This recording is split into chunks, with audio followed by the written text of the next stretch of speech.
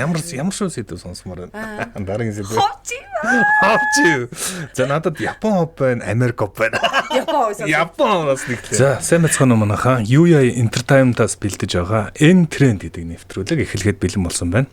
За N Trend нэвтрүүлгийн энэ дугаарыг хөтгөч аргун миний бий болон Мига нар хамтран хүргэх гэж байна. За өдрийн мэнд Мига. Өдрийн мэндэ. За манай нэвтрүүлэгч юу вэ? Хамтран ажиллагч дээ. Манай нэвтрүүлгийн хамтран ажиллагчаар Канадын алдарт витамины Jameson брэнд хамтран ажиллаж байгаа. За тэгээд маш олон төрлийн витаминуудаас сонгоод та өөрт хэрэгцээтэй бүх ингээд амин дэмүүдээ авах боломжтой. Монгол Imimix концерн оруулж ирж байгаа. Тэгээ бүх эмийн сангуудаар бас худалдаалагдж байгаа шүү. Онлайнаар City Pharmacy гэмэн гэж ороод бас захиалах боломжтой. За энэ Jameson брэндээс надад хамгийн таалагдж байгаа нь сонирхолтой татаад байгаа нь тестостерон дэмжигч гэж бас байлаа те. За одоо яг манай насныхан өдийн насны тестостероны хэмжээнийх багасд юм бэлээ. Тэгээ тэрнээс болоод ядарна, дархлаа муудна гэж байгаа бол тестостероныг бас аваад хэрэглүүл эднийг бас бүтээгдэхүүн бас байгаа юм бэлээ. Бас омега байгаа. Тэгээ омега ч бас өдөр тутамдаа бас хэрэглэж зүгээр гэдэг шүү дээ. Бас шингэлдэг шүү дээ тийм ээ. Тэгэхээр бас нөгөө нэг эн чин давхар нөгөө харуултаас бас сэргийлээд байгаа шүү дээ тийм. Тийм шүү дээ нөгөө зүрх судасны л гол асуудлуудыг омегагаар шийдээд байдаг шүү дээ. Тэгээд бүх эмийн сангуудаа судалдаж авах боломжтой шүү. Тэгээд нөгөө нэг нэвтрүүлгийн тайлбар хэсэг дээр дугаар нь байгаа. Тэгээд залгаад бэлгэрэн мэдээлэл авчих боломжтой. Таны хөдөлгөөний хүч. Таны бүтээлийн эхлэл. Таны өдөр тутмын амар амгалан өдөр бүрийн эрч хүч саруул ухааны их үүсвэр Канадын чанар Jameson Omega. За окей. Бүгдээ N Trend хөтлөгөө оръё. За N Trend нэвтрүүлэг бол өнгөрсөн 7 хоногийн дэлхийд даяар хамгийн халуун байсан сэдвүүдийг гаргаж ирээд бид хоёр жоохон буу халнаа. За тэгэхээр бид нар яаж хамгийн халууныг тодруулаад байгаа юм шиг Google Trend-ээр хамгийн их хайлтайсан өнгөрсөн 7 хоногийн турш хамгийн хайлт өндөр байсан одоо сэдвүүдийг одоо яг Google-ийн аргаар гэх юм уу маш аргачлалтайгаар яг тодруулж байгаа.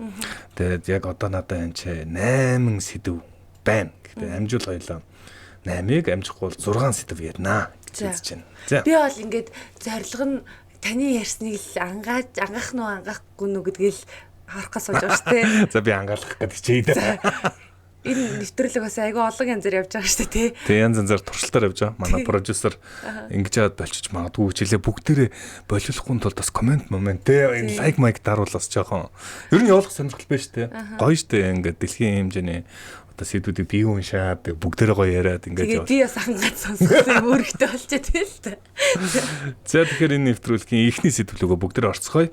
За Америкийн нэгдсэн улсад өнгөрсөн 7 хоногт Эд Гин гэдэг хайлт 5 сая хайлттай байна. За энэ одоо ингээд бүх улсуудын хайлтуудыг нийлүүлвэл жишээ нь Их Британд 2 сая, Америк 5 сая гэдэг. Энэ нэр Эд Гин гэдэг хүний нэр хаасайгүй тэргүүлж байна. Тэгэхээр энэ өнгөрсөн 7 хоногийн хамгийн халуун сэдв Батны. За өөр сэдв бол алга гэдэг. Эд Гин гэж сонсч байсан уу? Үгүй сонсож байгаа. Сонсож байгаагүй. За бүгдээрээ төгөлмөд нь энэ би сүүлд энэнийг ийм учиртай энэ зураг яваад ирсэн байна гэдэг. Нэг фэйсбүүкээр нэг ийм хүний царайтай цүнх мөх хийцэн зураг мөрөг явжсэн харсан уу? За. Ер нь нэг тийм явсан. Өнгөрсөн 7 хоногт. За. Харсан уу? Үгүй юу. За би харсан. Ингээд яг хүний нүрээр ингээд хийцэн зүнхний зураг яваад ингэсэн тэгсэн ингээд би тэрийг зөвхөн хальт өнгөрүүлчихэл үдсэн чинь энэ ерөөс Эд Гинтэй холбоотой юм байна. Эд Гин гэдэг нэр хаана харлаа мэдэхгүй байгаад байсан чинь за тийм гинэ. За Эд Гин гэдэг бол цуврал халуурч. Цуврал халуурч. За яг тогтоогдсон аллагын тоон 2 хүн гинэ. За. Тэгэхээр одоо нөгөө энэ Эд Гин ягаад хальт их яваад байгаа вэ гэхээр Netflix-ийн Monster гэж зурлал байдаг шүү дээ. За цуврал халуурчдын одоо тухай нэвтрүүлэг явуулдаг. За Monster-ийн 1-р улирал дээр бол Jeffrey Dahmer гэдэг одоо цуврал халуурчдын тухай кино гарсан. Энэ бүх цаг үеийн олон Netflix-ийн рекордуудыг эвдсэн тийм аимшигт кино шүү дээ. Цуврал халуургын тухай. Халуурчин дараа нь Menendez-ийн ахын дүүсийн тухай 2-р сезон гарсан. Ийхүү 3 дахь цуврал буюу 8 ангитай Эд Гиний цуврал ийхүү 40-47 хоногт Netflix-аар цацаж эхэлсэн юм байна. Би нөгөө нэг алуурч дундаас Тед Бандыг л мэдх юм бэ. Тед Банд тий. Тийм. Jeffrey Dahmer ч н одоо Monster гэдэг нэг амар балерсараатай ингээд. Тийм. Тэр чин Jeffrey Dahmer шүү дээ. Яаж бодохоор ингээд алуурч дараа кино мөн хийгээд идэв юм бэ? Яах гээд идэв юм бэ? Үгүй тэгээ гол нь тэр кинонууд үзэлттэй. Яагаад гэвэл мэдгүй. За одоо аимшигын кино үзэх дургуудаа мега. Маш дургу. Айгаад байдаг. Орцлогооч орж чаддаг болохоор дургу. Гэхдээ аимшигын киног үзэх дуртай хүмүүс энэ хороогоор маш олон байдаг юм байна. Надаас ахуулаад аимшигын кино үзэхээр нэг юм орчлон хорогоос тасраад нэг юм төвлөрөөд айгаад нэг юм шал өөр мэдрэмж авдаг болохоор тэрэндээ сүултээ гараад донддог ч гэх юм уу те. За тэгээд аимшигын кино чи ингээд сэдвэн дуусчдаг юм байна. Чөтгөр шүглсэн энэ дээр гэж байгаа. Тэнгүүтээ яг ингээд бүр аимшигтай санагдуулах нь энэ цуврал алуурчны бодит явдал дээр хийцэн кино гэхээр хүмүүс бүр ингээд яг донтуулмаар ёо тэгээ яасан болоо гэж үзнэ гэдэг. Үнэхээр сизонтэй юм шүү хайр. Тийм шүү дээ. Одоо сизон бүтэн сизон Джеффри Дамрих бол 10 ангитай. За энэ удаагийн Эд Гиний цуврал бол 8 ангитай. 8 ангитай гэж за. За 8 ангитай. За энэ кино гарсан. За ингээд за Джеффри Дамриг бол олон үзүүлэлтээр гүйцэхгүй байгаа боловч яг одоогоор Netflix-ийн 2-т бичигдэж байгаа. Дэлхийд даяар одоо Netflix-ийг их үздэг болсон. Тэгээд Эд Гиний энэ кино ерөөсөл маш одоо анхаарал татаад байгаа юм. Энэ кино л одоо олон нийтэд анхаарал. За Эд Гин Джеффри Дамар жишээ нь 40 хүн алсан байдаг үлээ. За би тэгээд санаж байна. Тэрнээс сөхөн жиж магадгүй. Тэнгүүд Эд Гин 2 хүн алсан. Яагаад тийм сайн 2 хүн тогтоогдсон 2. 2 Багдад байна гэх гэдэг шүү. Үгүй тийм. Маш чухал асуулт. Яагаад тэгэхээр одоо энэ цуврал алуурчдыг чинь ингээд олон хүн алсан болохоор илүү хаймар гэж бодож байгаа шүү дээ тийм. Гэтэл яа 2 хүн алсан нэг тийм цуврал алуурчд олон байсаар адил 2 хүнийг алсан Эд Гинийг яагаад сонгосон юм бэ гэл ингээд олон юм ярьж магадгүй л дээ. Гэтэл Эд Гиний энэ тундаа маш онцгой юм байна л да. Би үзчихээд бас хөлс мөс гоож баларч байгаа юм чинь. За Эд Гин түрүүн хэлсэн. Эд Гин нэгдүгээр сэтгцийн өвчтэй. За. Ээж нь юм маш гүнзгий юм шашны юм итгэл үнэмшилтэй байж хахад ээжтэй дурлцсан юм уу? Ээжтэй хайртай юм уу? Заав нэг зоддог. Тэгээд нэг юм хэцүү нөхцөлд өссөн. Тэрнээс болоод сэтгцийн өвчтэй болцсон юм уу? Ийм хүн юм байна. Тэгсэн чи яасан бэ гэхээр 1957 онд Эд Гиний одоо эдлэн газрын ойролцоо нэг хүнийг халаад толгойг нь тастаад биеийг нь ингээд бух шиг болгоод тавьсан тийм биеийг болоод тэгээд энэ хүн аллагын хэрэг өнгээд Эд Гиний гэрлүү н ороод нэгчлэг хийсэн чинь за гэрээс нь 9 булсын зүйл бас олдсон байгаа. 9 булсын. За одоо зүгээр л гэртээ байжгаад хүмүүсийн одоо маш олон хүний гавлын эсийг ингээд энд тэнд өрөө тавьсан. За ингээд бойдон тэр чигээр хүний ярьсаар ингээд бойдон хоёцсон. Сүнх мөх хоёцсон. Ээжигээ санаад ээжтэй адилхан хүний хүүрийг ухаж гаргаж ирээд арьсаар нь өөртөө нүмерэг хийсэн. За одоо ингээд энэ гих мэтчлийн Эд Гин бол бүр ингээд үнэхээр онцгой. Өөрөөр хэлбэл настай хүн юм. За баригдахтаа одоо хэддээс юм л доо 30 40-тэй. Би тэрийг нь одоо нэг хараад хэд та. За Эд Гин надад насны амар сонирхолтой л байгаа юм л да. За ямар сони юм асуу. Би студ ийм юм асуу гэж боддог. Би ийм юм асууж магадгүй баах юм бэлдсэн ч манай нэг маш онцгой. Асуулт асууж штэ. Өнөөдөр ариг байхыг шалгаж байгаа юм ба. Үнэн за. Тэгээд мань хүн яадаг гэсэн мэхээр за 2 хүнийг бол батлсан алсан боловч яг юу бол юугаар амир өгөхөр одоо шарилууд ухаад. Тий. Дотроос нь дүнг саяхан одоо оршуулсан хүмүүсийн шарилыг нь ухалж агаад хүүрийг гаргаж ирээд хүүрийг нь янз тастаад цуглуулга хийгээд ингэдэг байсан юм. Сэтгцэн өвчтөө. За одоо ингэ яриул ингээд бүр ингэ жигсмэр байгаа зү. Заваарсан юм. За ингээд энэ хүн юу юм бэ? За одоо асуусан чинь 78 наснда таалт өгсөн хүн юм байна. Тэгээд яг баригдахдаа бол энэ хүн ийм очиртай юм байна. 1957 оны 11 сарын 16-нд баригдчихсэн. За ингээд энэ үед бол Эд Гин 27 настай байсан баг. Яана, маний үе юм биш үү? Яг танаа үе хөш нэрэ бодсон чинь. Хүчтэй шаарна. За одоо ингээл ерөн за мэдээж хэрэг Эд Гин гэд киног бол би үзээгүй. Би өөрийн хэмжээнд Википедиа хуудаснаас Эд Гиний тухай нийтлэлүүдийг уншаал мэдээллүүд өргөж ин л да. За тэгээд энэ киноны тухай энэ кино бүр цуврал болоод маш дэлгэрэнгээр Netflix дээр гарсан байгаа юм. За тэгэл хүн болгон л Эд Гин үзэж. Тэгээд би тэр Facebook-оор ингээ гүйлгэжсэн тэр одоо хүний нүүрээр хийцэн ингээ цүнх ингээ харсан чинь энэ одоо ингээд тоглоом байхтай чинь нэрнгээсээ хүн жинхэнэ хүний нүүрээр цүнх ингээ хийцэн байсан л хүн. Тэрнийх нь зураг нь Facebook-оор ойр үед ингээ яваад байсан. Таа ч гэсэн олж харсан байж магадгүй. Тийм учраас алсан 2 хүний нэмийнх нь л үүр юм биш үү те. Тийм.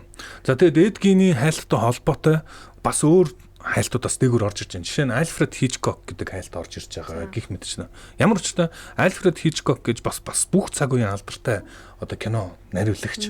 Тэр хүн хийсэн Psycho гэдэг кино байдаг. Psycho гэдэг кино бол жишээ нь Эд Гиннес сэтгэлсэн. За бас бидний маш сайн мэддэг гэж бодгоо хураг майлах учиргүй лөө. Хураг майлах үеэр үлээ. Алдартай одоо Каннибал Лектер гэдэг нэг голдортой. Тэр кинонд гардаг нэг юм хүний арьсаар юу бүжиглээлээдэг нэг тийм дүр гардаг юм байна. Тэрэн дээр тэр бол одоо жишээ нь Эд Гиннес санаа авсан. Тийм одоо олон кинонууд ийм мэдрэл хүний ойд он багтамгүй ийм одоо үйлдэл байсан болохоор одоо тэр үед гэрлүүний яваад орсон цагтаа шок үздэг яваад орсон чинь дүүр яг юу юм бэ гэмээр ингээд үнэр танаар 8 шиг юм. Үнэр танаар манараас ахуулаад дээрэс нь 40 удаа шарил руу очисон гэж байна. Энэний 30-т нь ингээд юу н 10 удаа нэ энгийн тархин ингээд жоохон галзуурчдаг, солиорчдаг гэх юм уу. Тэр үед ухаад дуусчихдаг. Зарим үед нь ингээд буцчихсан. Тэгэл ерөөс галзуурхаараа шайлуулж чад ингэдэг. Тэгээд ээж нь одоо эмэгтэй хүмүүс бол ер нь бол энэ ёрын амьтад эмэгтэй хүнтэй ойртож чадахгүй гэл багаас нь янз янзын сонин үсгэсэн юм уу яатсан тэл нэг тийм ер нь ингээд нэг тийм амар сонирхол дүр юм шиг байна. Тэгээд энэ дүр бол одоо дэлхийд даяар одоо анхаарлын дүр байгаа юм бэлээ. Одоо энэ алуурчид чинь өөрсдөө ямар ч хүнийг хайрлах инэрх сэтгэлгүй болчоол тэгэл хүн халаад байгаа шүү дээ тий. Тэр үйлдэлийг зүгээр энгийн гэж бодоод байгаа юм шүү. Одоо тийм тэр нэг юм бидний ингээд давдаг нэг хил хязгаарыг нэг удаа давчхаараа тэр асуудал биш болчдөг ч юм уу. Янз янзаар л тайлбарладаг баг мэдгүй. Тэгээ одоо яагаад юм мэдгүй. Ер нь Джеффри Дамер, Тед Банди энэ төргээд сүүлийн үеийн одоо ютубер дүүрэн юм цуврал алуурчдын дэлхийн даяар нэг тийм тренд яваад байгаа шиг байна л да. Сонирхоод байгаа нэрийг яасан бол ийсэн бол гэдэг гимт хэрэг хийгээд байдаг. Тийм учруудыг ингээ ойлгохгүй те тайлбарыг найгаад үзээд байдаг. За тэрний дагуу бас нэг одоо яг халуун байгаа сэдв бол Эд Гин гэдэг. За зүү. Дараагийн сэдв. За ямар шүү сэдв сонсомоор байна. Дараагийн сэдв. Ховчи. За надад Япон хоп байна, Америк хоп байна. Японоос нэглээ. Кусама Ричард Кейта гэдэг хайлт өнгөрсөн 7 хоногт 1 сая хайлтаагаар Японд тэргүүлж байна. За. Япон. Энэ чинь Японы 2 хов байгаа юм биш үү? За эхлээд би нэгийг нь ярьчих л да. Энэ Кусама Ричард Кейта гэдэг энэ одоо дуучин гэх юм уу Японы бас нэлээд тийм гайгүй гэхдээ бүр бүх цаг үеийн шилдэг биш. Би ингээд ChatGPT-гээс асуусан. Японы бүх цаг үеийн шилдэг 50 бой бандын нэг мөн гэж хэлээ. За нэг тийм бой банд эрэгтэйчүүдийн хамтлагийн дуучин юм байна Кусама. Тэгээ яасан бэ гэхээр ердөө хэдхэн хоногийн өмнө Шинжуку гэдэг бүгдээрийнх нь очижсэн буудал дээр шал сохтуу. Тэгээ шал сохтуу яасан бэ гэхээр ерөөсөө ингээ өмдөө тайлцсан. Бандаж бүгдийн тайлцсан. Доогуур нүцгэн ингээ явж хагаад баригдсан байгаа. Шал сохтуу тий. Миний ойлгох бол зүгээр нэг тийм юу юм биш тий. Асуудалгүй биш тий. Тэр Шинжукуг санаж байна. Шинжуку тийм юм болсон юм бэ. Шинжукуд яасан. Бид нар Шинжуку нэг очиж чадсан тастаа. Тэгээд тэр одоо алдартай буудалд нөгөө нөхөр чинь одоо ингээ өмдгүү, доогуур юучгүй ингээ одоо чармаа нүцгэн доогуур явж хагаад баригдаад цагдаа нар бариад тэг бүх асуудал болоод байгаа нэг юм хов байна. За өөр нэг Япон хов бүр илүү 2 дахин илүү хүчтэй Япон байна. За энэ 2 сая хайлттаар Такачи Санаи husband гэдэг. Одоо Такачи Санаигийн нөхөр гэдэг хайлт Японд 2 сая хайлттайгаар тэргүүлж байна. Одоо Японы хувьд бол 2 сая гэдэг бол үнэхээр их бөгөөд Япон даяар ярьж байгаа сэдв бол Такачи Санаи гэдэг хүний нөхөр гэж яригдаад. За сонирхолтой сонсож байна уу? Эхнийх нөгөө өмдөө шүтэлдэг бол нэг тийм гэдэг яахтэй л юм бэ. За хоёр дахь юу айгуу сонирхолтой. За ингэсэн одоо манай Монголд ч бас янз янзын намын даргын сунгаа эдэр гэл олон юм болдог шүү дээ. Японд либерал ардчилсан нам гэдэг 2 том намын нэгнийх нь даргын сунгаа болсон юм байна. За энд хэн төрүүлсэн бэ гэхээр Такачи Санаи. За Такачи Санаи бол эмэгтэй хүн. За Японд ялангуяа Япон солонгослоо бол илүү тийм эмэгтэй хүн ерөнхий сайд болох маш бага штэ. Айгуу тийм ирчүүд амгаалсан нийгэмд Такачи Санаи гэдэг энэ эмэгтэй одоо либерал ардчилсан намын дараагаар сонгогдсон. Тэгээ тун магадaltaгаар Японы ерөнхий сайд болж магадгүй гэж яригдэж байна. амар маскулин энержитэй эмэгтэй юм шүү. За яг гоё. Такачи санаатай холбоотой яригдсан. Тэгэд ягаад нөхрийг хайх болсоо гэсэн чинь за нөхөр нь Ямамото Таку гэдэг ууг нэртэй юм байна. Гэхдээ яасан бэхээр энэ хоёр бас их марзан. 2017 онд улс төрийн одоо үзэл бодол таарахгүйгээс болоод салж исэн хоёр юм байна. Хорн салчаад 21 онд буцаад суусан байгаа. За. Суучаад нөхөр нь нэрээ Ямамото Таку ш. Такачи Таку буюу эхнэрийнхээ овгийг авсан. Йоо. Орж штэ. За энэ амар сонирхолтой юм байна. Өөрөөр хэлбэл одоо яг энэ Японд бол одоо ерөнхий сайдаас илүү том улс төрийн албан тушаалтан байхгүй. Одоо хаантай улс гэхдээ улс төрийн хувьд бол хамгийн том бүх эрх мэдэл бол ерөнхий сайд байдаг. За энэ хүн бол том магадaltaйгаар эмэгтэй болгож байгаа. Тэгээд анхны одоо тэргүүн хатагтай гэдэг шиг тэргүүн джентльмен гэдэг алгуултай гэдэг юм байна. Джентльмен болгоод байгаа энэ хүн анхаарлын төвд байгаа юм байна. Такачи санаа өөрөө биш. Хүмүүс Такачи санаа гэж хайгаагүй. Угаасаа мэддэг хүн юм шиг байна л да. Такачи санаагийн нөхөр хэмбэ гэдэг хайгаад ямар хүн байна гэдэг. За тэгээ яага хайж байгаа нь мэдээж хэрэг ойлгомжтой. Ягаад гэхээр энэ нөхөр нь эхнэрийнхээ овгийг авсан. Тийм амар их мэдлэлтэй ч шиг. Тэр эхнэр нь тэгээ энэ хоёр салнаа бууц. Салхтаа энэ хоёр улс төрийн үзэл нийлэхгүй нэ салсан байхгүй 17 он. Тэгэхээр одоо хараг ирэмээ үзээд байна шүү. Баг хин дээр гараа үзье. Гээдээс за бид нар тэгсэн юм шүү. За ямар ч байсан ингээд энэ Такаичи Таку гэдэг энэ хүн одоо буюу энэ нэрээрээ ч шөхөрхий. Такаичи Санаагийн нөхөр гэдэг хайлтаар 2 сая хайлтаар түрүүчийн өнгөрсөн 7 хоногийн турш трендлсэн байна.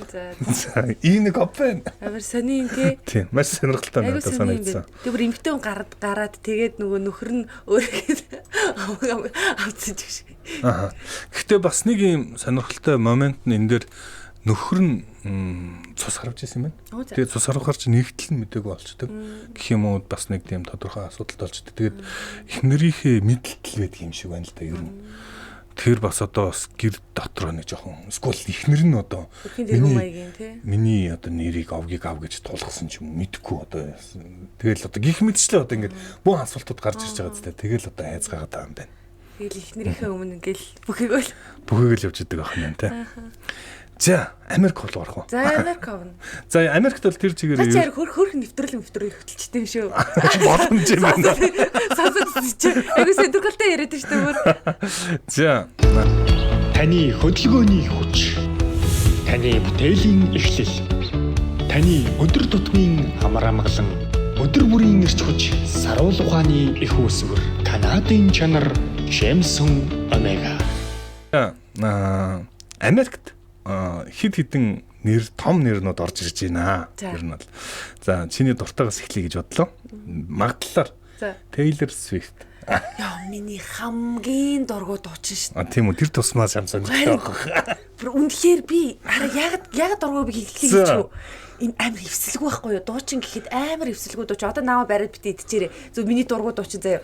Ингээд нэг дэлхийн үнэштэй мега болж байгаа юм аа. Мэдчихээн би амар iconic хүнийг ингэж байгаагаа мэдчихлээ л са. Гэхдээ ийм эмгтэй хүн чинь ийм уян налархай байдаг штэ. Taylor Swift болохоор тайсан дээр гарч яг ингээд мод шиг байдаг байхгүй яг ийм робот шиг. Тэгэл хүмүүс тэрэнд нь дуртай байгаад байдаг те.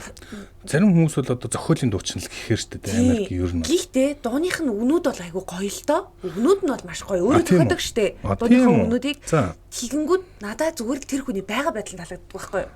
За тэр яасан бэ? Taylor Swift ингэсэн. Taylor Swift саяхан шинэ юугаа гаргасан, цомгоо гаргасан. Taylor Swift-ийн Life of a Showgirl гэдэг одоо шинэ цомог гаргасан.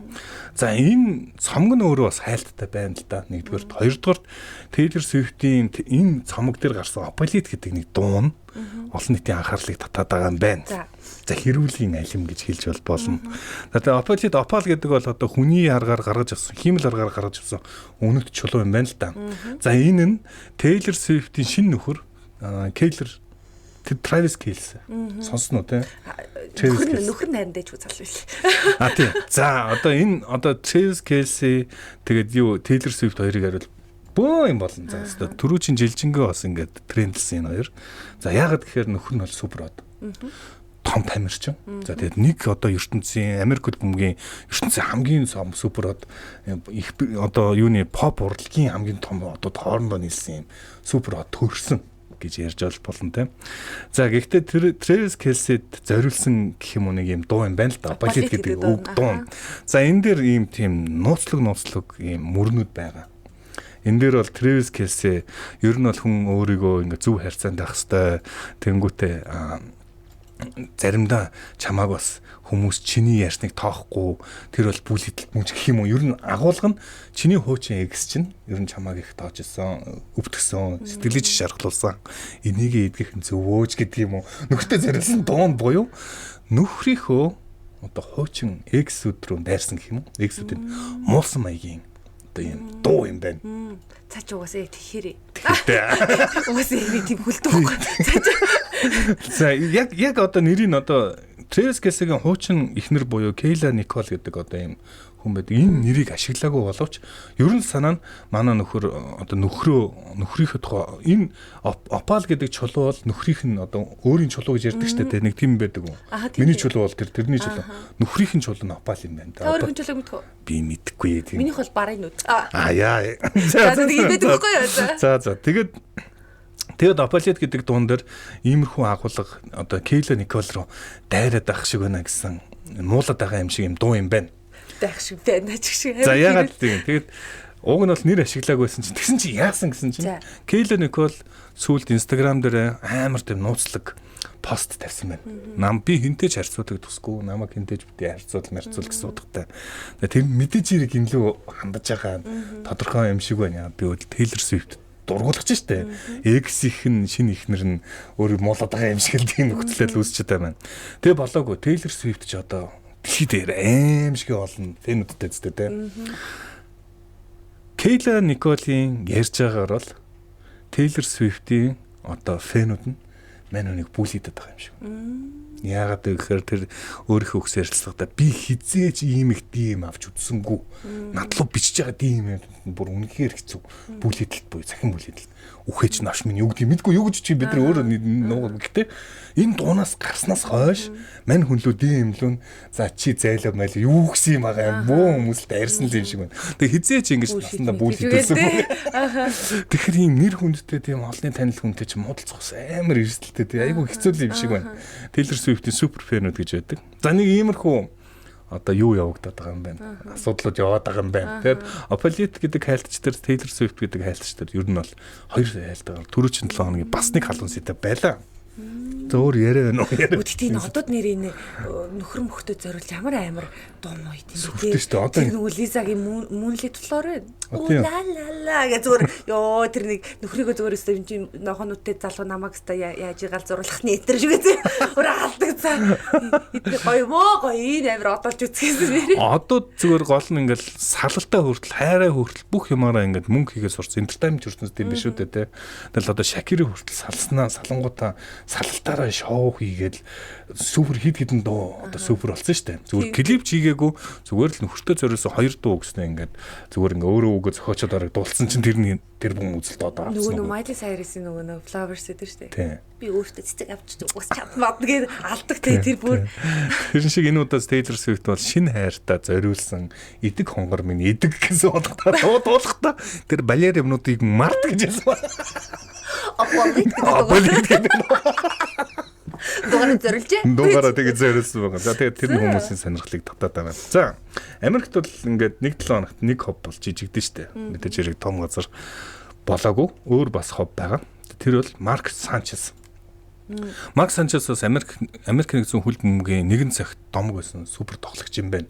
За энэ 70 нэлийн гар настай энэ одоо тоглогч 70-тай санаж байна. Энэ тоглогч машины зогсоол дээр нэг хүнтэй муудалцаад задлсан юм шиг байна. Тэгээд яг тухайн өдрөө эмнэлэгт түргэн тусламж төргөгцсөн. Хутга мутга биедээ ингэ зоолгоцсон. Тэгсэн чинь Марк Санчес ингэ гимтлээ өстө нэрээ ийм гэсэн чинь үгүй. Гимтснээсээ илүү нөгөө хүнийгээ бүр илүү гимтээсэн болж таарсан. 69 настай одоо нэг өвгнийг гимтээсэн. Энэ хоёр хоорондоо ноцолтоо зодолтоо дуудах шүгэндээ дуулаад тэгж нөгөө хүн зүрхүүлээд гомдол гаргацсан. За ингээд нөгөө хүн яасан бэхэр гар хүл нь хугарсан, насан туршийн шарх авсан. За нүүрэндээ бүүн юуны сорвтой морвтой гэл нэлээд тийм том зодон энэ хоёрын эвгүй зодон энэ хоёрын хооронд болоод Марк Санчес ч өөрөө их алдартай бас хөлбөмбөг Америк хөлбөмбөг хөтэлдэг гэж би ойлгосон. Тэгээд энэ алдартай юм том хүн бас зодонд оролцоод 2 сая хайлттайгаар бас тэргүүлж байна. Хүмүүс ямар амар хүний мотортой юм бэ тий. Хайгаал тий Марк Санчес. Хайгаал. Аа. Зөө. За хитэн саяараа хайцсан ч шиг баг. Хитэн нэг зэрэг бас хайдаг бах тий. Бүгд л ингэ хайлцсан Марк Санчес гэж юм байна гэдэг. Тий. За нэг гайгууч гэх нь одоо хаашаа нэг тийм дүр гоё дүр бол Джейн Гудол гэдэг хайлт. Би сонсоогүй зүгээр яг уншингуудаа санаж байгаа юм л та. 2 сая хайлттайгаар бас одоо өнгөрсөн 7 хоногийн гол сэдв байсан юм байна. За Джейн Гудол гэдэг бол 70 оноос хойш тасралтгүй юм сармагчин судалгаа хийдэг юм том эрдэмтэн хүн. 91 наснда одоо хэдхэн хоногийн өмнө өнгөрсөн 7 хоногт таалалт өгсөн. За тэгээд их олон хэвлэл мэдээллийн байгууллагууд Джейн Гудолд тийм одоо хүндэтгэл үзүүлнэ гэж ярьдаг шүү дээ. Эмгэнэл илэрхийлээд олон нийтээрээ ингээд Джейн Гудол гэж хин юм бэ гэж хайгаад байгаа юм байна. За Джейн Гудол гэдэг хүн бол одоо шимпанзе судлаач. За хүний хамгийн ойрхон ингээд дөвг одоо төрөл болох шимпанзе нар гэж ярьдаг шүү дээ. Сармагч нь тэр дотроо шимпанзе нар хамгийн ойрхон гэдэг тийм хүнтэй генетикийн гений хувьд 97-99% бараг давхцдаг гэж ярьдаг. Тэр сармагчинг маш сайн судалсан. Сармагчингийн шимпанзе нарын талаар бидний олж мэдээгүй олон мэдээллүүдийг олж одоо нээсэн гэх юм. Тийм том эрдэмтэн юм байна. Жишээ нь шимпанзе нар бол хамтдаа ан хийдэг хаяа мах идчихдэг гэх мэтчлэн юм маш нарийн юм одоо юу авгийн зохион байгуулалтын талаарх мэдээллүүдийг ингэж тасралтгүй олон жил хийсэн юм хүн бол Джейн Гудол юм байна. За ингээд энэ хүн одоо таалт өгсөн 91 наснда за ингээд бас хайлт болоод байгаа юм байлээ. Эмэгтэй хүн эмэгтэй хүн. Эмэгтэй хүн. Би Джейн гэхээр бас эмэгтэй хүн. Тийм эмэгтэй хүн. Тийм үү. Эмэгтэй хүн байж ямар сонин юм хийх юм бэ те? Ажил уу? Шампанзе судлаад. Гэхдээ тэгээд харин тий. Тэгээд өөрийнхөө бүх насыг 91 нас хүртлээ саяг хүртэл ингээд эрдэм шинжилгээний ажлаа хийсэн тий. Яг энэ одоо үйл хэрэгтэй асар ихтэй юм амьдралаа зориулсан юм байна л да. Тэгэхээр бас нэг төрлийн гоё. Тэгээ нэг юмдаа зөв бүр ингээд насаараа ингээд үтгэчихээр бас. Тэр чи айгу тийм хүмүүс гоё штэ тий. Яг ингээд нэг юм ярьж аваад дурсагдахаас өөр аргагүй болтлоо юм одоо тодорхой хүрээлэл дотроо шинжлэх ухааных нь хүрээлэл дотроо том болсон байсан энэ од нас орсон чинь хэвлэл мэдээлэл их нийтээрээ ингээд хүндэтгэл үзүүлээд ахаар энгийн хүмүүс энэ юу хүн юм болоо гэдээ бас хайлт нь ингээд тэргүүлж гарч ирж байгаа. За энэний дараа LeBron James гэдэг сакстай. LeBron James-ийг бол за мэднэ. Би спорт сонирхсгүй ч гэсэн LeBron James-ийг бол мэдээд байгаа юм аа. За LeBron James илгийн юм болсон. За LeBron James ингэсэн юм байна. Хоёр дахь том миний шийдвэр гэдэг одоо тийм одоо юу яасан юм байна л да. Тийм реклам LeBron James-ийн холбоотой юм рекламууд яваад байсан юм байна. За тэгээд LeBron James өөрөөр хэлбэл амьдралдаа эхлээд нэг том шийдвэр гаргаж ирсэн. Энэ удаад хоёр дахь том шийдвэр гаргалаа гэдэг тийм одоо хүлээлт үүсгэсэн юм байна л да. Нэг дахь том шийдвэр нь 2010 онд нөгөө юу яасан юм шиг байгаа. Өөр нөгөө багт орохоор болсон хамгийн том шийдвэрүүдийн нэг байлаа гэсэн шиг ийм том шийдвэр гаргаж байна. Тэгэхээр LeBron James ямар шийдвэр гаргасан юм бол хүмүүс ингээд амар хүлээлт үүсгэсэн байсан юм байна. Би хүртэл сонсч байсан юм шиг. Тийм үү? Тэсэ. Гэхдээ 2010 онд тэгж яасан. Тийм Кливлендээс гаргахаар баг болсноо. Майамид орохоор болсон тийм юм том болсон. За ингээд ийм хэмжээний бас том амьдралынх нь хоёр дахь том шийдвэр гэсэн тийм одоо реклам энэ тэнд явсан. За тэгээд LeBron ч н одоо 84 онд төрсөн гэдэг чинь 41 настай. 18 наснаас хойш 23 22 3 жилийн турш өндөр зэрэгэлт ингээд тоглолцсон ингээд. Супер од шүү дээ тий. Тэгээ бүгд ямар хүлээлттэй байхэр LeBron-ы хоёр дахь том шийдвэр бол мэдээж хэрэг ойлгомжтой. Энэ бол зодгоо талхаж байгаа зарлах чам байна. Бөө ингээ хүлээлт байгаа ш тэр чинь зөндөө фантай. LeBron нэг том шийдвэр гаргасан гинэ гэхэр чинь зодгоо талхаж чам багтаа л гэж одоо бид нар бодсон шүү дээ тэр чинь үгүй. Тэгсэн чинь нэг компанид рекламны зураг авалт. Хенеси гэдэг нэг коньяк байдаг шүү дээ. Тэрний зураг авалт зориулж ийм сенсац дараасан гэх. Йоо. Аргагүй мөн хүчтэй юм аа. Үгүй даргагүй дэлхийн од юм да тий. Дэлхийн од тэгээд Шийдвэр би зүгээр шийдвэр гэдэг үгэн дээр л зүгээр амар ачаалгүй. Леброн амар том шийдвэр гаргасан гинэ гэсэн чинь хүмүүс хараад за одоо зодгоо тальждаг хөрх юм гэсэн чи үгүй би Хеннесигийн коньякийг шийдсэн. Тэгээд бас хүмүүс энийг нь бас жоохон шүүмжлээд байгаа юм байл л да одоо за арай ийм тэнийг ингэж тоглоно гэж юу гэдэг юм юм. Би ч гэсэн одоо тэгж бодож шүү дээ. Зодог талхаж айгүй хүндэтгэлтэй том шийдвэр байна гэсэн чинь за маркетингийн тим ажиллагаа болж таарсан. Тэгээд Леброн нэр амар тэнэг сенсац байна тий. Нэрээ. За тэгээд мэдээж хэрэг сүулт одоо хоёулч бас нэлээд олон юм бацчлаа шүү дээ. Тийм ээ. Ховдыг. За хамгийн бас орхиж болохгүй бас нэг сенсац болоод байгаа сэдв бол Диди. За Дидигийн тухай сенсацыг бол сонссон мэт дээ тий. Бүгдийн сонссон. Одоо энэ чинь зориулаад манад бас ютубер бүтэн сууг ажиллуулсан санаад байна. Тийм тэгээ бүр ингээд нөгөө нэг гэрт болдог бла бланых нь киног хүртэл яасан шүү дээ. За Диди юу яасан? Дидигийн одоо хэрэг тодорхой болсон. Яллын тоо хэмжээнд тодорхой болсон. За энэтэй холбоотой Дидиг одоо хайгалаа юм байна л да. Өнгөрсөн 7 хоног тэр нь тодорхой болсон юм уу? Тэрнээс өмнө гэж бодсон саяхан бас нэг юм шүүхэн шийдвэр гарсан юм шүү. За ямар шүүхэн шийдвэр гарсан мэхэр 50 сар хоригдох ялаар шийдгүүлсэн. За 50 сар. Буюу 4 жил гарan гэсэн үг. Тийм ээ. За нэг 20 дугаарт хөнгөн дэглэмтэй шорондоо суухаар болсон. За Диди чинь бараг 4 жил гараа юм уу? 4 жил. 4 жил үү? 4 жил юм байна. 50 сар гэхээр хөнгөн дэглэмтэй шоронд байхаар болсон. За дээрэс нь Диди Дональд Трамп ерөнхийлөгчөд нөө өршөөл хамрагдах хүсэлтэд гаргацсан байна. Буюу Диди ингээд нийтээр одоо 24 оны хамгийн гол сэдэв байлаа шүү дээ. Диди жигшмээрс ямар заван хүн байдаг гэсэн чинь явж боо юм болж байгаа эцсийн дүндээ 50 сар гэдэг бол зарим хүмүүсийн хүлээлтийг бодвол маш жоохон юм байна л да. Угаас над ч гэсэн амар багсан гэдэг. Тэр сонссон хүний хувьд бол чам баг сонсож байна. Тэгээ Диди чи ядчих баг шорондоо оронгуудаа хүмүүст хэрхэн баяжих вэ? Хичээл ороод байгааг илүү хоригдлоо. Нэг тийм юм сонсогдсон шүү дээ. Буюу Дидид энэ нэг тийм юу биш байгаа байхгүй тий. Асуудал биш тий. Хөнгөцсөн арай тэр. За чи беби ойл авч ороог байгаа. Харин яасан юм бол беби ойл гэж одоо би беби ойлоор л боддог байлаа хүүхдүүдээ л гэж. Одоо шал өөр зорилготой болчиход байна шүү. Тэрийг би харахаар шал өөр боддог. Шал өөр юм боддог болтол. Одоо Диди өөрчлөсөн байна. Яана энэ Джонсон. Реклам шүү дээ. Джонсны бүр ингээд бүр беби ойл. Беби ойлыг зүгээр айгүй бүх рекламт шүү дээ ууг нь. Хөрх рекламт. Леброны реклам шүү дээ. За Леброн ч Дидигийн одоо Freak of Party-нд очичоод эмэгтэй хүний даашин зүмсчихэд авахлан бас зураг нь бас байдаг шүү. Мэдхгүй зүгээр л хэлсэн. Тийм шүү дээ. Тийм зураг нь байдаг шүү дээ. За мэдхгүй тэгээ одоо бас яг яадаг ч байсан. Тэрийг мэдхгүй. Яагаад хөнгөнийг өгж байгаа юм бол?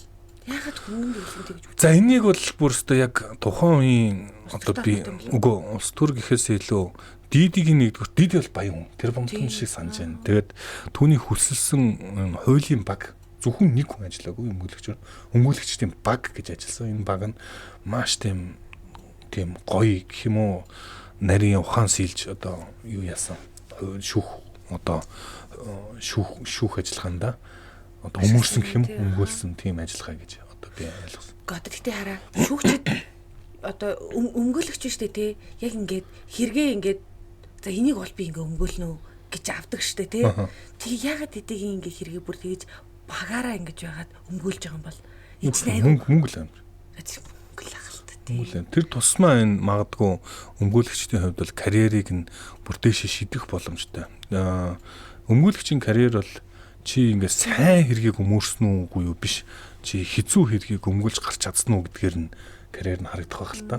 Магадгүй ийм хэргийг ингээд ялж гарч ирсэн эсвэл сайн ингээд өмгөөлж чадсан хүмүүсийг дараа нь баян хүмүүс одоо өмгөөлөгчөөр ашиглах магадлал нэмэгдэх байх гэж би ойлгож байна. Би зөвхөн тэр найз охины амар өрөвдөөд найз охин байсан шүү дээ. Кейси Вентура тий. Тэр ингээд сонсонгууд амнаа юм импэтэн болохоор би бас яаж гэж бодож байгаа байхгүй. Тэгвэл нэг хөнгөн нэглэмтэй гэхээр л жоох л онцгүй. Тэгээ 50 сар хөнгөн нэглэмтэй тэгэл болоо юм. Тэгэл болоо. Тэгээ магадгүй Дональд Трамп бүр өшөөж магадгүй те наа тэрийг бол мэдэхгүй. Өсөлтөгсөн байгаа гэсэн шүү дээ. Өсөлтөгсөн байгаа. Зүүн бачка. Тэгээд Дидитэй холбоотой нэг сэдв байгаа даа. Тэр нь хинтэй холбогдож байна. 50 Cent. За. 50 Cent-ийн хоёр ч нэг нэгэ үздэггүй маа да янз нь. Би одоо сая л мэдлээ. Нэг хоорондоо дислэдсэн мэт. Дислэдсэн үү те. Тэгсэн чинь 50 Cent яасан бэ гэхээр энэ одоо юг шүүхийн шийдвэрийг жоохон дилсэн арай гэсэн тийм арайчтай гэсэн байдлаар бахан постууд бичсэн юм шиг байна. Одоо постууд бахан өөрийнхөө хайгууд дээр пост бичсэн. Тэр нь энэ одоо 50 Cent болон Diddy-гийн хооронд нэлээд тийм асуудалтай байгаа ил болгосон тийм үйл явдал болсон юм байлээ. Зөө. За ингээд өнөөдрийн бас 8 сэдв хоёлоо бацчлаа шүү дээ ерөнхийдөө. Ийм сэдв байна. За бид хоёр түрүүчийн дугаарууд дээр нөө e-спорттой холбоотой ганц сэдв ингээд оруулж ирэй гэж ярьсан. Яг гэвэл Монголд одоо e-спорт нэлээд халуун байгаа. E-спорт Монголд маань ESL Pro League 22 гэдэг Шведийн Стокгольм хотод болж байгааг тэмцээнд одоо яг тоглолтууд болж байгаа. Тэгээд эхний хоёр тоглолт дээр ялагдсан. Тэгээд Хотуу гээд Оросын одоо энэ алс дорнодын Якутын багт ялагдсан. Тэгээд түүнтэй холбоотой бас нэлээд олон сэдв болсон. Сүүлд энэ Испаний өчигдөр Испаний багта тоглосон. Gentleman's гэдэг тэр багта тоглосон. За тэгээд тэр багийн тоглогч нэлээд өнөөдөр өөрийнхөө Facebook пост дээр, Facebook хуудас, Twitter хуудас дээр Монголын эмзэгнийгоос уучлах гуйсан тийм пост тавьсан байлээ. Энэ бас хүмүүсийн сонирхлыг татчихж магадгүй. Юу гэсэн бэ гэхээр за энэ одоо хиний Испаний Gentleman's-ийн Испани тоглогч эмзэгнийг Jackie Chan гэж дуудсан. Jackie Chan гэж дуудсан. Ер нь яг Аз хүмүүсийг бүгдээр адилхан царайтай тэр шиг харагдаж байна гэдэг нь одоо расист арьс өнгөний ялгарлан гадуурсан байдлаар Монголд таньсан биш үү гэж ярьсан чинь нөгөө талаар Jackie Chan ч амар гоё хүн ш. Тэр нь хэлүүлэхээр Jackie Chan гэдэг дуудуулахаар юу н одоо тийм одоо арьс өнгөний ялгарлал гэдээ байгаа ойлгохгүй ингээд зарим европчууд ойлгохгүй байх шиг байна. Европчуудад бол хятад уу Монгол уу гэж хэлүүлэх нь ялгаагүй л гэж боддог юм шиг байна те. Үдэрэл Азууд л гэж боддог те. Jackie Chan тэр тусмаа дэлхийн хэмжээний очтой гэдэг ч. За ингээд одоо яг эмзэний жишээ нь яг юуны арьс өнгөний ялгарлалд өрцсөн үгүй юу гэдэг юм яриа бас одоо хоёр талд олцоод яригадад яваад байна. Чи юу гэж бодож байна? Гүү надад бол нөгөө нэг Монгол яг дэлхийн түвшинд ингээд очоод тэгээд ингээд ийм хэрүүл шугаа муугаан гараад надад энэ бол амар гоё санагдаад байна. Амар бахархаад байгаа байхгүй юу те. Надад тэр нь л айгүй гоё. Тэгээд тэрнээс ч нөгөө нэг Jackie Chan гэдэг мэдгүй л да. Гэхдээ ингээд уучлалт гуугаад нөгөөх нь ингээд мэдээ болж молоо л те. Гоё л. За Испанчууд бол ер нь бол ийм нөгөө арьс өнгөний ялгарлан гадуурхал дээр алтартай. Тэгэхээр хүмүүс негро скол хар скол ялангуяа Азуудыг бол бүр доор үздэг штэ. Ер нь Европт бол бид гэж лаардаг. Монголч гэсэн ч юм үстэй. Дорд үздэгэр юу? Гүг ер нь ингээл амар янз бүрээр хилдгээрээ. Тий. Хаасайгуу тийм л дээ. Тэгээ яг зөв тэр бол ёстой хаасайгуулах. Гэтэ зарим ингээд би сүүл TikTok дээр үзсэн Монголд ирсэн хар арьстай хүмүүс одоо юу гэдгийг ямар гоё газар вэ гэж гайхаад л. Ямар гоё Монгол ерөөсөө арьс өнгөөр ялгарлан гадуурхаж байгаа юм алга тэгээд хоол нь ямар гоё хямдах юм бэ хамттай юм бэ л гэл одоо энэ л амьдэрч юмараа гэсэн бүр нэг биш нилээд хараад ингээд Монголд ирсэн хүмүүс тэм сэтгэлтэй байлаа. Тэгэхээр Япон солонгостой харьцуулахад манай харьцангуй арьс өнгөний хувьд тийм одоо хар арьстай хүнийг бид нар бол нөгөө кино үзсээр хагаад Америк л хүн баг гэж бодож байгаа шүү дээ. Тэгээд ингээд нормалайз болсон гэх юм уу. Тийм юм шиг байл. Тэгээд хүүхдийн зоогийн ингээд нөгөө баарнуудад 100 ингээл харууд амар их орж ирдэг. Тэрс ингээд мангар өндөр байгаа юм чи амар өндөр. Тэгээд лигийн тамирчтай. Тийм лигийн тамирчид тэгээд баард үрчсэн. Зүгээр ингээд тийм жижигхэн юм санагдсан л тийм том хүмүүс ингээд хажууд ингээд байгаад байгаа ч. Тэгээд гар мар савчаад бүү амар. Тэгээ Испаниуд бол нэдэж яг тэргээр алдартай. Тэгээ Азууд ч гэсэн бас нэлээд гадуурхдаг. Тэр маягаараа энэ Gentleman's-ийн эмзэнийуд хандсан. Тэгээ тэрэндээ уучлалт гуйсан бас хүмүүсийн анхаарал татчих. Нөгөө талаар бас Хотуу гэд багтай холбоотой бас нэлээд манайхныг бас нэлээд уурыг хүргэлээ. Хотуу гэд ууг нь бол Орос баг. Тэгээд Оросын одоо Якут буюу ууг нь царайгаар бол бидэртэй ялгахдахгүй бас нэг юм баг ахгүй ууг нь Хотуу гэдэг нэрээ санаас хот гэж ажиг санагдаж байна. Үгүй. Яг Якут хэлээрээ бол хойд гэсэн үг. Хойдуу гэсэн утгатай үг юм байна. Тэгээ Якут бол мэдээж хэрэг хамгийн хойно байдаг одоо газар шүү дээ. Тэгээ энэ хойд нутгийн энэ баг нэлийн одоо Монголцыг ялаад ялсныхаа дараа юу гэж ярьсан үгсэн бэхээр Азийн номер 1 баг л одоо манай бага. Монголц бол хинч дэлхийн номер 1 гэж бид нар бодохгүй байна. Vitality Spirit-ийг илүү гэж би бодож ирнэ гэдэг ингээд манайхна доош ядсан ядж байгаа. Ажил өгсөн. Ингээд хотууд бид нар нэлээ ингээд жоохон өвдсөн гэх юм уу, жоохон өсөргсөн байсан юм. байсан л та тийм. Гэтэл Монгол одоо бол 2-2-той тэмцээнийг үргэлжлүүлж байна. Өнөөдөр манай баг Виталитэтэй 7-3-аас тоглоно. Хатуу бол аль хэдийн манай багийг ялчаад 3 айлгадад тэмцээнийг өндөрлүүлсэн байгаа шүү. Тэгээд одоо гэхдээ манайх бол өргөжлөд яваад байгаа юм шүү дээ. Өргөжлөд өнөөдөр Нарита тоглоно. Хатуу бол мултарсан. Гоё. Монгол хичээгээрээ. За тэгэхээр бас өнөөдрийн тоглолтыг үзэх юм чи дахиад нэг одоо шалтгаан бол нэгээр нэмэгдэж байгаа. За энэ хүрээд манай энэ тренд юм уу? Энэ тренд юм уу? Уг нь энэ тренд гэхээр айгу гоё сонсогч байна. Энэ тренд. Тий, энэ тренд.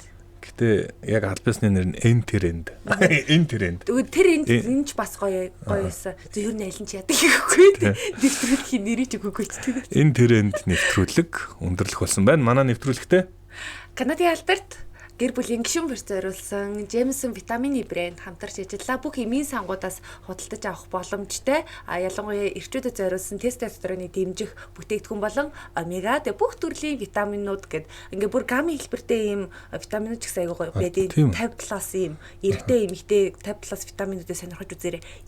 Ингээд нөгөө витаминыг ингээд чихэрний оронд ингээд идчихэр айгуу нэг тийм аппетит дарагчтай мэлээ чихэр идэх ингээд тийм би өөрөө тийм гамми витаминууд айгуу дуртайс байхгүй. Тэгээ ингээд ганцыг ингээд аваад идчихэнгүүт тэр өдрийнхөө ингээд нэг юм чихрийнхээ хэрэгцээг хангацсан юм санагддаг. Айгуу сонирхороо хүүхдүүдтэй ч гэсэн тийм гамми хэлбэртэй витаминууд авч игэл айгуу дуртай уудаг шүү. За энэ тэрэнд дараагийн дугаараар уулзцгаая. Баярлалаа. Таны хөдөлгөөний хүч. Таны бүтээлийн эхлэл. Таны өдөр тутмын амар амгалан өдөр бүрийн эрч хүч саруул ухааны их үүсвэр Канадын чанар Jameson Omega